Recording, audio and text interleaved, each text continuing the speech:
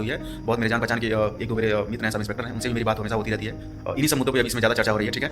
और खुद भी मैं एनालिसिस करता रहता हूँ, देखता रहता हूँ, और कुछ कांस्टेबल भी मेरे दोस्त हैं सब का 199 नंबर किसी ऐसी शिफ्ट में पड़ा है, 199 जोड़ने पे आ रहा है जिसमें नॉर्मलाइजेशन ही बहुत कम मिला है। तो उसमें क्या करेंगे कि 88,434 कैंडिडेट जो थे बुलाए गए थे, जिसमें से एब्सेंट जो हुए हैं वो है 3899, फिर प्रेजेंट जो हुए हैं वो है आपके कि अभी जल्दी पेपर में सब कुछ निकला था, सारी कटिंग्स जो है मैं अभी एक एक करके लगा दूंगा, आप लोग देखते जाइएगा, आराम से वीडियो को पॉज करके आप लोग चाहेंगे तो पढ़ लीजिए। उसमें क्या होता है कि नेगेटिव मार्किंग नहीं होती है, उसको लोग उठा कर डाल रहे हैं कि यार यूपीएसआई जो है फाइनल में 20 नंबर बढ़ी थी तो ये भी 20 नंबर बढ़ जाएगी, ऐसा कुछ नहीं। लेकिन समझने वाली जो बात इसमें प्रमुख रूप से होगी वो ये होगी कि भैया उस समय जो बच्चे थे वो एक नंबर पर कम अपीयर हुए थे। इसमें क्या है कि बहुत ज्यादा भाई, सबसे पहली बात ये कि ये भर्ती बिल्कुल अलग है, ठीक है। ये 6244 की तुलना अगर आप 41,520 और 49,568 से आप करेंगे तो मुझे लगता है कि हेलो साथियों, और कैसे हो आप लोग। उम्मीद करता हूँ कि सब लोग बेहतर होगे, अच्छे होगे, आप लोग अपना ध्यान रख रहे होगे, और मुझे आशा ही नहीं पूर्ण विश्वास भी है कि आप लोग अपनी आगामी परीक्षाओं की तैयारी में बहुत ही बढ़िया से और जोरों शोरों के साथ एकदम कमर कस के लग चुके होंगे। देखिए दोस्तों, मैं इस बात को समझ सकता हूँ कि जब तक फाइनल रिजल्ट यूपीपी 6244 का नहीं आ जाता तब तक पढ़ाई में मन लगा पाना बहुत ही मुश्किल है। लेकिन क्या किया जाए, अगर लाइफ में थोड़ा सा सक्सेस अगर होना है तो पढ़ाई तो करना ही पड़ेगा, ठीक है। तो चलिए ठीक है, वीडियो को बहुत ज़्यादा लंबा ना करते सीधे काम की बात करते हैं। और आज जो मैंने पॉइंट्स ले रखे हैं वो कौन कौन से पॉइंट्स हैं। पहला पॉइंट है कि हमारी जो ये 60,244 की जो भर्ती चल रही है अभी, इसका लोग बहुत ज़्यादा कंपेयर कर रहे हैं पुरानी भर्तियों से, ठीक है। तो वो कितना सही है कितना गलत है, तो हमारा जो पहला पॉइंट है वो यही है कि पुरानी भर्तियों से तुलना करना इस भर्ती का कितना सही है, ठीक है, पहला पॉइंट। दूसरा पॉइंट है कि 7 पीएससी वाहिनियों का कैसा रिजल्ट रहा है रनिंग का, अभी बताऊंगा पूरा बढ़िया से, तो फाइनल कट ऑफ तक पहुंचने में थोड़ा सा हमें आसानी होगी, ठीक है, इस पॉइंट के थ्रू। तीसरा है कि बच्चों के बाहर होने का क्या क्या आधार रह सकता है, ठीक है। बहुत लोग इस पर चर्चा नहीं कर रहे, लेकिन मैं छोटी सी चर्चा करूंगा कि अभी भी बच्चे कैसे बाहर होंगे फाइनल में, ठीक है, किस किस पॉइंट पे बाहर होंगे अभी मैं बताऊंगा आप लोगों को, ठीक है, थर्ड पॉइंट में। फिर फोर्थ एंड लास्ट पॉइंट है कि रिजल्ट आउट होने की कब तक संभावना है, इस पर अभी एक छोटी सी चर्चा करूंगा। थोड़ा सा मुझे कहीं से लिंक मिला है, मैं बताऊंगा आप लोगों को, ठीक है, कि हमारी जो रिजल्ट आने का कब तक प्रबल संभावना है, ठीक है। तो चलिए ठीक है दोस्तों, अगर आपने चैनल को सब्सक्राइब नहीं किया तो प्लीज़ चैनल को सब्सक्राइब करिए, लाइक करिए, कमेंट करिए और शेयर करिए। और चलिए अब एक एक करके सारे पॉइंट्स को हम लोग समझ लेते हैं और डिटेल में वीडियो पे चलते हैं कि पुरानी भर्तियों से इस भर्ती की तुलना करना कितना सही है कितना गलत है, मैं बताने जा रहा हूँ। देखिए, सबसे पहली बात ये कि ये भर्ती बिल्कुल अलग है, ठीक है। ये 60,244 की तुलना अगर आप 41,520 और 49,568 से अगर आप करेंगे तो मुझे लगता है कि ये चीज़ सही नहीं है। क्यों नहीं सही है? क्योंकि उस टाइम का कॉम्पिटिशन अलग था, एक एक भर्ती में बच्चे कितने अपीयर होते ये पूरा डेटा एकदम अलग था। अब कहाँ आपके 41,000 और 49,000 में 16-16 लाख लड़के जो थे वो अपीयर हुए थे, और इस वाली भर्ती में कहाँ आपके 35 लाख 37 लाख बच्चों ने इसमें क्या कहते हैं एग्जाम दिया है, ठीक है। फॉर्म भरने वाले की तो संख्या ही कर छोड़ दीजिए आप लोग।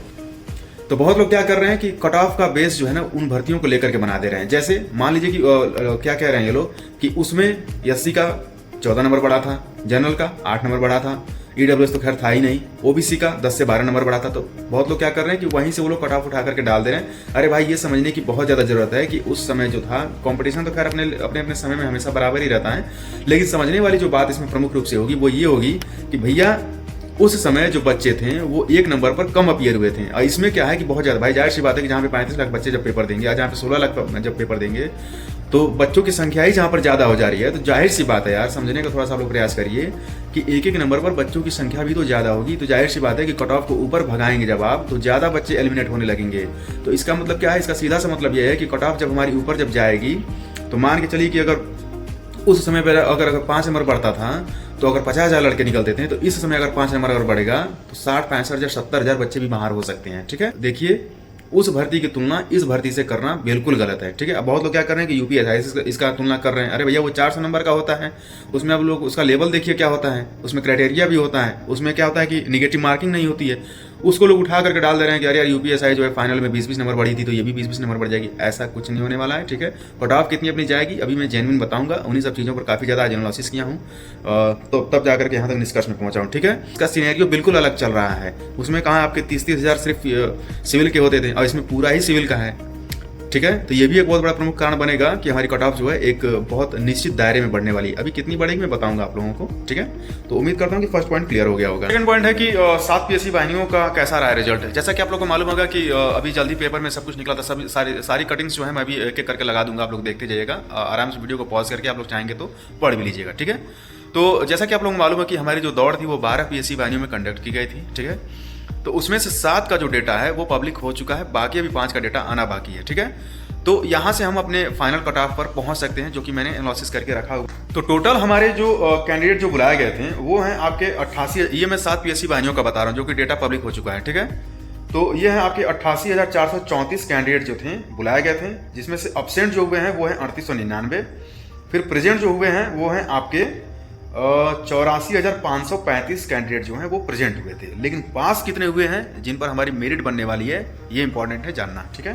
तो पास जो हुए हैं वो हैं 74,787 कैंडिडेट जो हैं वो पास हो गए हैं, जो कि हमारी इस भर्ती में अभी ये भागीदारी करने वाले हैं कट ऑफ को बढ़ाने और घटाने में, ठीक है।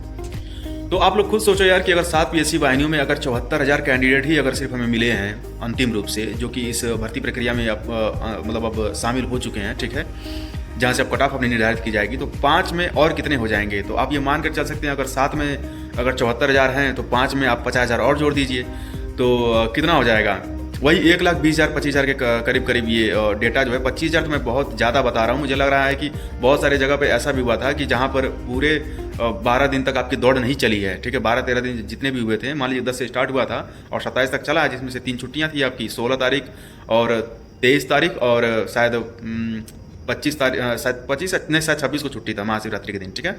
तो कुछ सेंटर ऐसे भी थे जहाँ पर पूरी हमारी दौड़ हुई ही नहीं है, ठीक है। दौड़ 2-3 दिन पहले ही खत्म हुई, जैसे झांसी में पहले ही खत्म हो गया था। इस बात का विशेष रूप से ध्यान रखिएगा, ठीक है, क्योंकि हर जगह बराबर कैंडिडेट नहीं बुलाए गए थे।